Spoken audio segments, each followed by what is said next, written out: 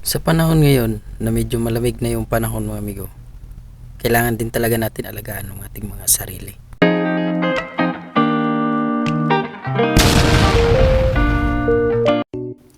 Kumusta amigo? Okay pa ba kayo dyan? Sana okay lang kayo palagi, no? By the way amigo, sa video na ito gagawa tayo ng ginger with lemon. Dahil medyo pangit yung mukha, pangit yung panahon natin ngayon amigo, gagawa tayo ng ginger with lemon.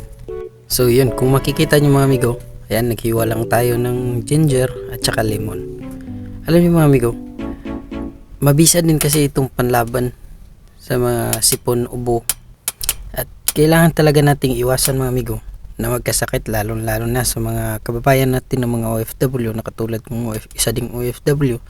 Kailangan talaga natin na alagaan yung sarili natin kasi mahirap na at magkasakit tayo, malayo pa naman tayo sa ating mga pamilya.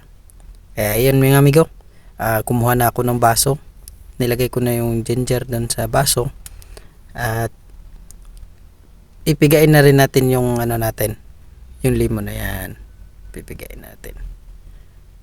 Diba? Buti pa yung lemon na piga, tayo wala.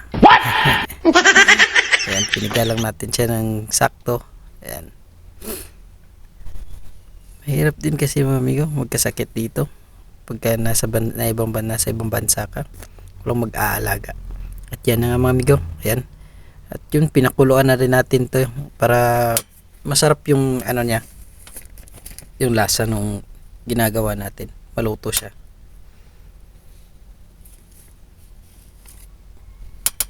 Kaya yun, diskarte lang mga amigo, diskarte lang kasi mahirap nang magkasakit, malayo tayo sa pamilya natin. Kaya amigo, alagaan natin ang ating mga sarili, ingat lagi, and God bless.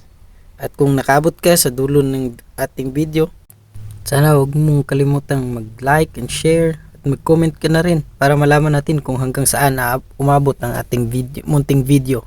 Pa-follow na rin mga amigo sa ating FB page and Amigong Ruel Vlog, and subscribe sa ating YouTube channel, Ruel V Mix TV. So yun lang mga amigo.